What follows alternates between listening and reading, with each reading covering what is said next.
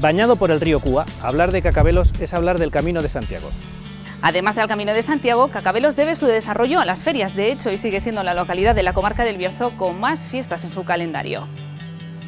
Cacabelos es el lugar ideal para saborear los vinos del Bierzo. Desde 1989 acoge la sede del Consejo Regulador de la Denominación de Origen. Desde el yacimiento arqueológico del Castro de la Ventosa tenemos unas vistas privilegiadas de la comarca del Bierzo. Aquí se asentó la ciudad Vergidum, que da nombre a nuestra comarca.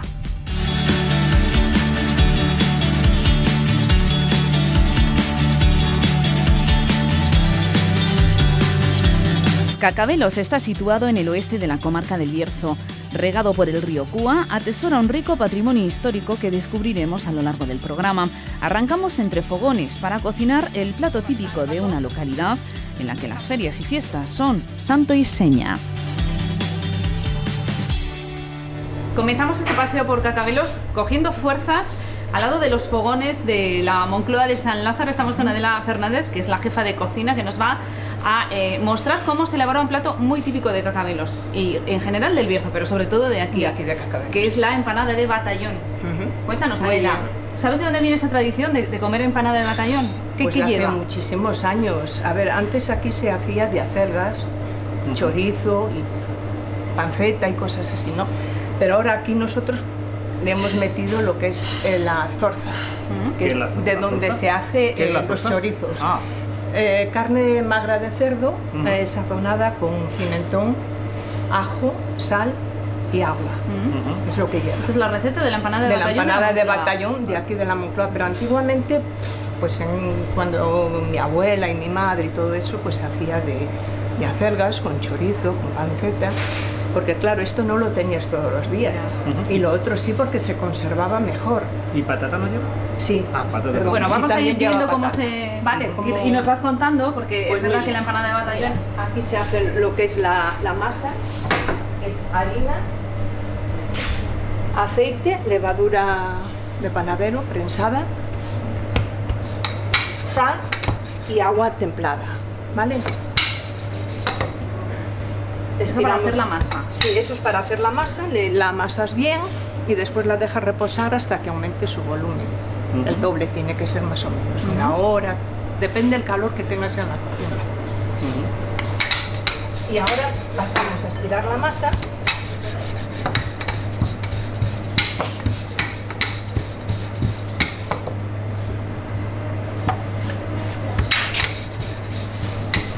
Engrasamos el molde. Y cubrimos.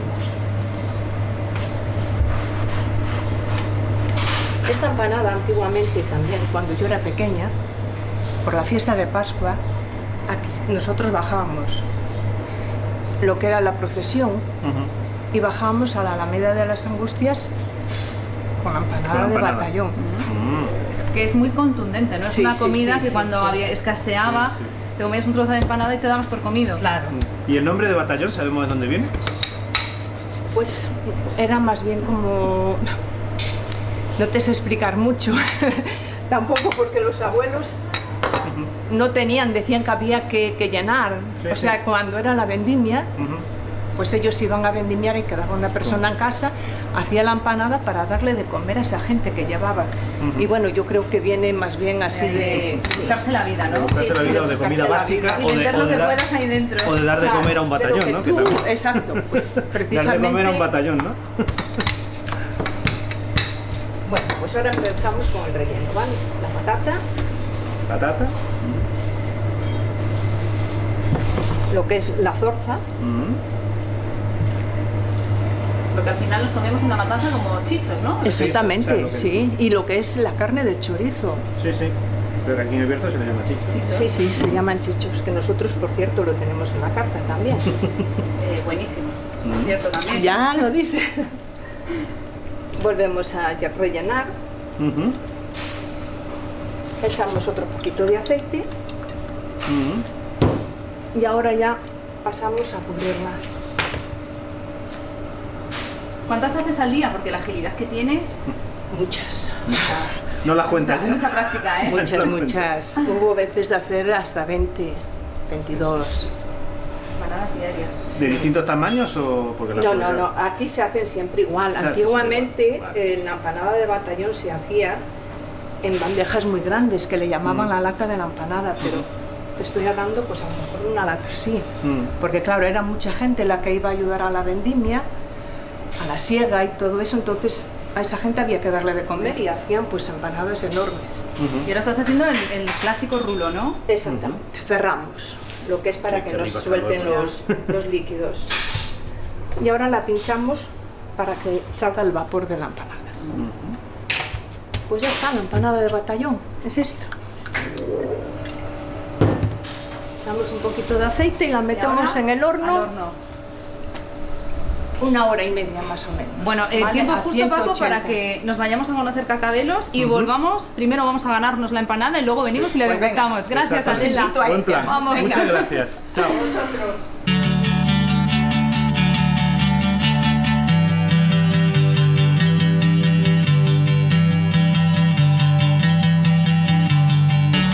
Cacabelos cuenta con uno de los castros más importantes del noroeste peninsular. Sabemos que estuvo poblado desde el Bronce final hasta los primeros siglos de la Edad Media. El vestigio más llamativo de Castro Ventosa es su muralla, monumento histórico desde 1931. Aquí nos citamos con el historiador Vicente Fernández. Las vistas son inmejorables. Estamos, sin duda, en uno de los mejores miradores de la comarca del Bierzo.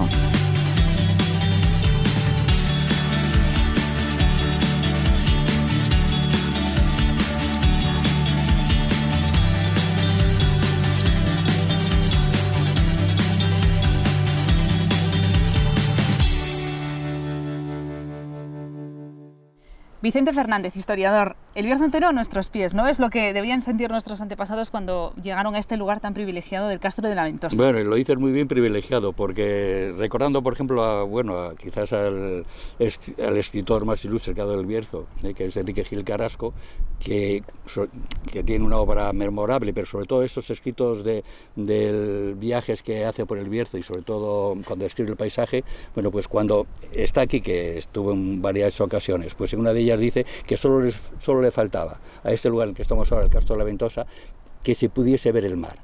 Porque dice que si se pudiese ver el mar, sería, y lo dice él, el lugar más bello del globo, dice. Hay que pensar que no le faltaba razón, ¿no? Porque hoy en día sigue conservando una belleza impresionante en cualquier época del año, pese a que a partir de la época de Gil Carrasco hasta ahora, pues bueno, la arquitectura del Bierzo, pues bueno, ha cometido algunos excesos y cargados de feísmo, ¿no? Pero le imaginamos esos pueblos pequeñitos, con mucha armonía, casas más humildes que las de ahora y más pobres, pero realmente con esa armonía con el entorno, y el paisaje sería el mismo, digo el paisaje agrario, porque estaría todo como lo vemos ahora, pero lo único menos caserío, ¿no? Y efectivamente es una zona privilegiada por el sitio en el que estamos, se ve todo el Bierzo, la mayor parte del Bierzo Bajo y todas esas montañas que van rodeándolo por los 4 sitios cardenales, ¿no? Puntos cardenales. Y después también ese valor paisajístico, claro, pues tiene un valor histórico impresionante, ¿no? Porque aquí está la cuna del Bierzo. Aquí nace, no vamos a decirlo entre comillas, que nace el Bierzo. Sí. Es Vergidum, ¿no? Que es ese Bierzo que luego desarrolla en Bierzo. Claro, sí. Ese Vergidum es un nombre de origen prerromano, Berg y Dum, que significa pues montaña fortificada, ¿no? Y realmente tiene unas características muy buenas para la defensa, y por eso fue habitado ya desde la época prerromana hasta prácticamente el siglo finales del XVIII. Estuvo habitado, no todo el castro, pero sí parte, ¿no? Que podemos ir analizando alguna y no constantemente, sino a intervalos. Sí, ¿no? sí. Lo que está claro, en las pocas excavaciones arqueológicas que se han hecho, pero en las primeras, que en los años 70, por Tomás Mañanes, que hizo una gran tesis doctoral sobre la presencia de Roma en el Bierzo, pues descubrió aquí una zona muy localizada en la meseta, que tenía un hábitat castreño y de época prerromana, ¿no? Después, prácticamente cuando ya llegan los romanos en esa invasión contra los astures, pues vencen los romanos y obligan a toda la gente que vivía en poblados, poblados altos y que se podían defender muy bien, ir a vivir a los llanos. Y de aquí se bajan a lo que es Flavio. hoy Cacabelos, que es prácticamente lo que era Vergidum Flavium, que se conservan unos restos excepcionales, pocos, porque como están ocupados por tierras de labor y sobre todo por el cementerio, no se ha podido ver la grandeza, pero es una pena, ¿no? Bueno, lo que sí es cierto es que entonces están ahí, en el siglo I después de Cristo, la época de los Flavios, se mantiene el nombre de Vergidum, pero ya se añade Flavios, lo que nos dice que fueron construidos con los Flavios, ya en el siglo I después de Cristo. Y ahí estuvo esa ciudad, que fue la más importante de esta parte del Bierzo, evidentemente. Sí, de Vergidum viene Bierzo. Después sí, hay una evolución, Bierzo, Vérgido, Berisso, a lo largo de las medias se van cambiando, ¿no? Pero hay que tener presente que aquí cerquita se juntaban, bueno, por el Bierzo pasan 3 vías romanas, la 18, la 19 y la 20, 3 calzadas, y aquí era donde se juntaban la 18 y la 19, una con rumbo, las 3 venían de Astúrica Augusta, una iba hacia Lugo, Lucus Augusti, y la otra hacia Bracara Augusta. Y aquí era el nudo de la encrucijada de las comunicaciones, aquí al ser muy próxima donde estamos ahora, ¿no?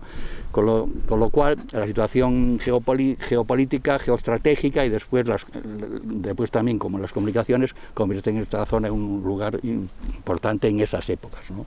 O sea que aquí nos llevamos una contemplación maravillosa y además una clase de historia por todo lo alto. Porque es así, ¿no? Y además estos aspectos están, aunque las excavaciones no se han realizado, sobre todo el castro, pero realmente lo que ha salido es eso, la presencia de un castro prerromano que después se abandona, y después ya tenemos la evidencia del Vergidum Flavium abajo, ya en una zona que tiene agua, que es más habitable, en época de paz. Lo que ocurre es que en el siglo III, siglo IV, esas condiciones de paz desaparecen porque el Bierzo, igual que gran parte de la península, es invadida por pueblos bárbaros, y entonces Vergidum Flavium ya no servía de defensa, y es cuando los pobladores se trasladan aquí. Otra vez. Y es la segunda etapa del poblamiento, ¿no?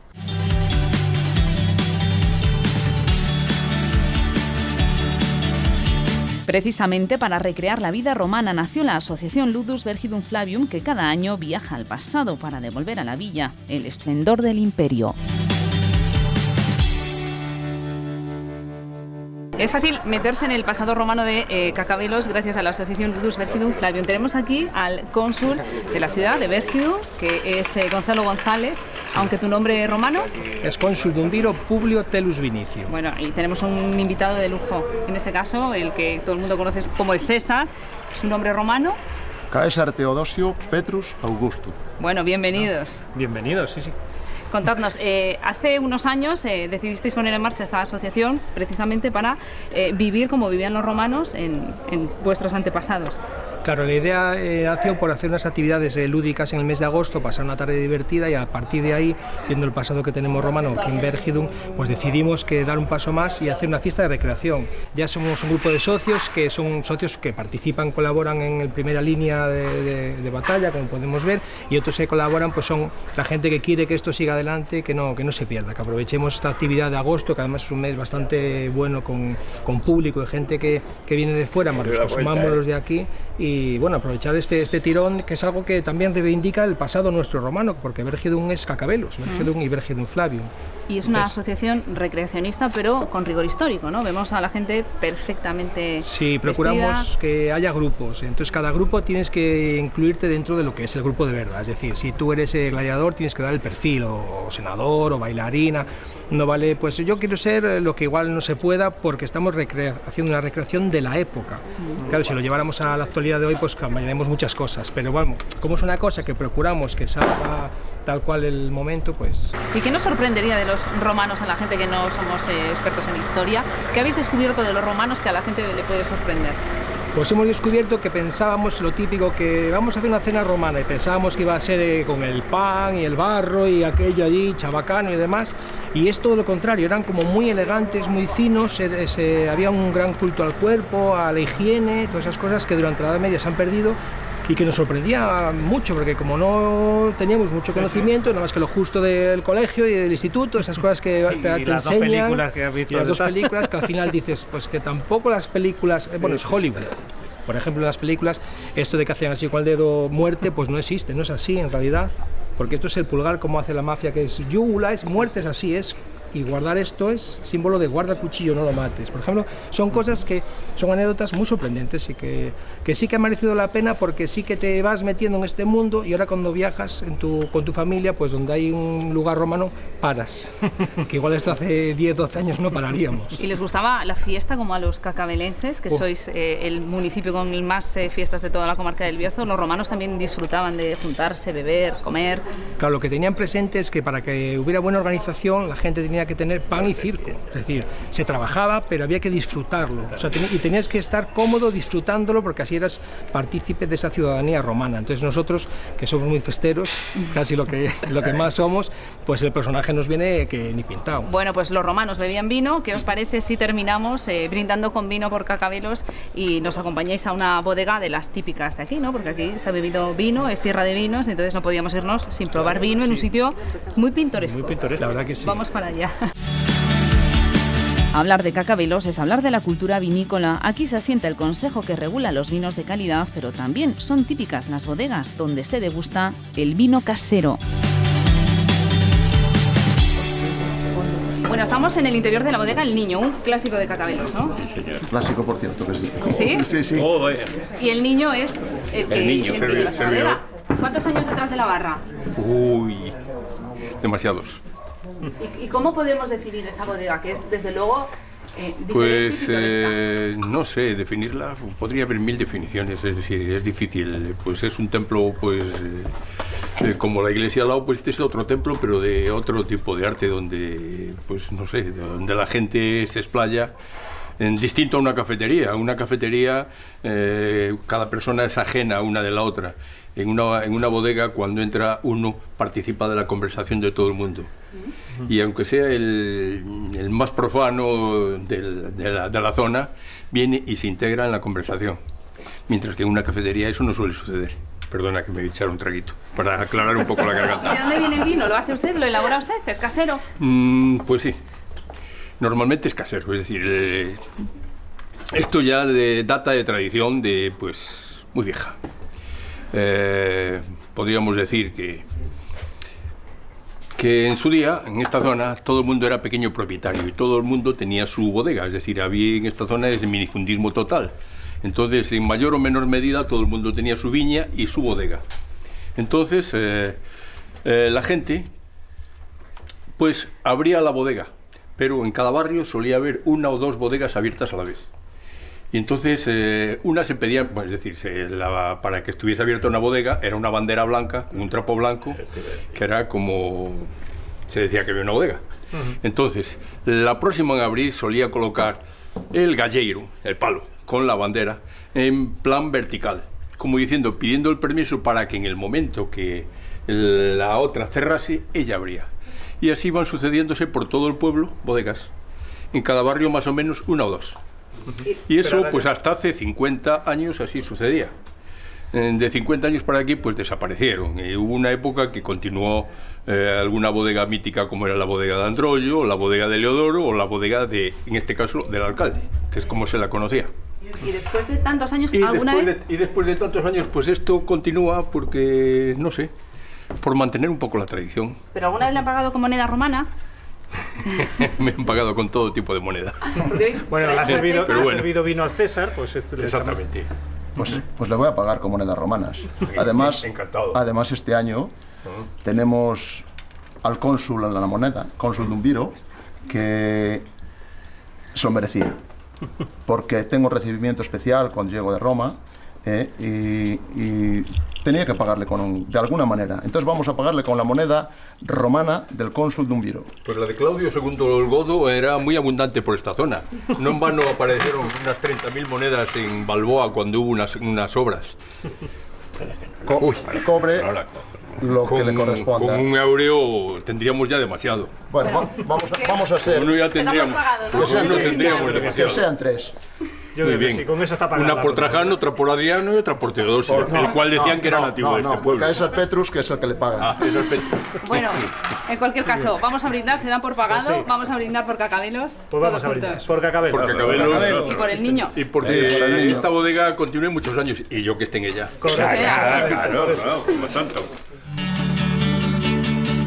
Desde la Edad Media, la calle Santa María es la más notable de la villa, espina dorsal en la que confluyen todas las calles y callejas del casco urbano. Es la calle que conserva los mejores ejemplos de arquitectura culta, religiosa y civil, y que durante siglos vieron pasar riadas de peregrinos. Son casas y casonas, muchas de ellas barrocas, que blasonan sus fachadas con excelentes labras heráldicas. Y no podemos marcharnos de Cacabelo sin visitar su museo arqueológico, cuyo edificio ya es un museo en sí. Se trata de una antigua bodega restaurada que conserva no solo su estructura original, también los tinos de vino. El museo contiene piezas desde la prehistoria hasta la actualidad. Silvia Blanco, directora del Marca de Cacabelo, es un centro cultural referencia en la comarca del Bierzo, muy activo, muy dinámico y que, como casi todo lo que ocurre en Cacabelos, tiene mucho que ver con el vino. Se asienta en una antigua bodega, aunque bueno, el museo ha crecido y es un museo moderno, pero la base está en el sótano y es la bodega que fue antaño. Exactamente, sí, fue una antigua bodega conocida como bodega Songemar. Se conserva lo que es la parte vieja del edificio, conservamos bastante lo que fue en su momento y de hecho, como decías, ¿no?, en el sótano se conservan todo lo que son los tinos de almacenaje, hoy reconvertidos a vitrinas expositivas, pero sobre todo se ha querido guardar esa esencia, sobre todo como identidad, no solamente del museo, sino como el vino en el Bierzo. ¿Y qué es lo que el visitante puede ver en el Marca? Bueno, yo siempre digo que somos un museo como muy atípico. Tenemos nuestra colección permanente de arqueología, que es donde nos encontramos justamente hoy, pero nosotros pues bueno, trabajamos todo lo que son las exposiciones temporales, que intentamos dinamizarlas y cada 2 meses cambiar lo que son las exposiciones y hacerlas accesibles a todos los públicos, desde niños hasta adultos, hasta grupos de mayores. Es un centro además que nos ayuda a conocer también lo que ha sido la comarca y lo que ha sido patrimonio también de la comarca del Bierzo y de Cacabelos, ¿no? Recuerdo esa exposición tan curiosa en la que nos descubrió el Marca, muchos bercianos, ese pleito que un cacabelense tuvo con todo un mastodonte de la economía como es Coca-Cola, ¿no? La Cola York famosa y que realmente mucha gente a lo mejor ni lo sabía. Sí, además es que bueno, fue el primer, como si dijéramos, bodeguero de España que se embotelló vino. Viene pues de una estirpe de, sobre todo pues el tío fue el que creó todo lo que es la empresa de Bodegas Guerra y luego pues cogió Antonio Díaz todo lo que es el relevo. Quizás lo más anecdótico y lo más simpático es el Cola York, ¿no? Ese pleito que tuvo con Coca-Cola, que muchas veces ha salido a lo mejor en prensa que perdió el pleito, pero nunca fue así, nunca lo llegó a perder, pero sí que esa batalla tan tediosa hizo que en 1961 pues abandonara y entonces pues bueno, dejara. Entonces por eso hay un proceso que sí que se llamó Cola York, que es por lo que Coca-Cola puso esa denuncia, y en ese momento que estaba pleiteando, de Cola York pasó a Colillor. Es decir, que el pleito era por esa palabra de cola, por esa bebida de cola. ¿Y hay alguna pieza o conjunto de piezas que destaquen por encima, que tú quieras destacar del Marca? Bueno, pues nuestra colección permanente es humilde, pero sí que hay algunas piezas que son curiosas. Pues por ejemplo, como el peine de Cacabelos, que es una pieza de finales del siglo IV o principios del siglo V, que fue como si dijéramos un regalo que al final se encontró aquí en el yacimiento de Castroventosa. Otra de las piezas pues es justamente la que tenemos atrás, la diosa de Gante, una diosa prerromana que además fue un exvoto también realizado por una mujer. Ahora que está tan de moda, ¿no?, poner en boga, ¿no?, todo lo que es el tema de mujer, pues bueno, es una de las piezas también pues significativas. Una funeraria que tenemos también prerromana. Hay piezas interesantes para visitar y yo creo que para los amantes de la arqueología, para disfrutarlas también. Y después de este amplio recorrido, toca reponer fuerzas. Regresamos a la Moncloa de San Lázaro para degustar la empanada de batallón, que no falta en los hogares de los cacabelenses.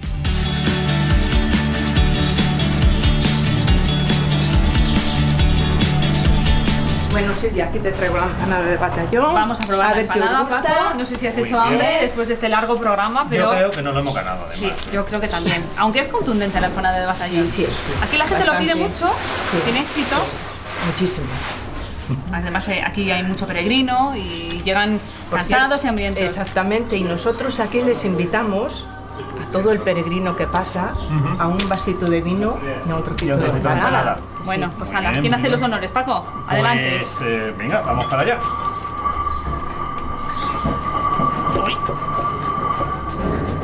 Otra cosa que os quería comentar de la empanada de batallón que se me había pasado antiguamente se le quitaba lo que era la parte de arriba y se comía rancho. O sea, le quitabas la tapa y cada uno iba cogiendo de un trocito. ¿Esto cómo se corta? ¿Así o en triángulos, en ¿no? triángulos, Tradicional. Triangulitos, ¿no? Bueno, Sí, pues venga, sí. primero un triangulito para Silvia, otro triangulito para la cocinera, evidentemente, y un tercer triangulito, pues para mí, que lo tendré que comer. ¿A ti te gusta o estás aburrida ya? De tantas que has hecho, ya la aborreces. Sí, adelante. Yo como muy poquito ya. Venga, vamos allá, Adela. Con las manos, ¿eh? Que yo la empanada Sí, sí, siempre sí, la sí. como con las Vale, manos. cortado. Y si no, lo cortamos. Ahora. Es que es contundente. Sí, sí, sí. Además tiene mucha fama aquí en el Bierzo la empanada de batata. Yo, desde luego, si me fuera a una isla desierta, Sí, tira. pues me llevaría una empanada. Sí. Nada más. Pues venga, Vamos nosotros allá. te las preparamos, ¿eh? Recién hecha, qué rica. Sí, sí. Qué rica. ¿Os gusta? Muy rica. Riquísima. Enhorabuena. Gracias.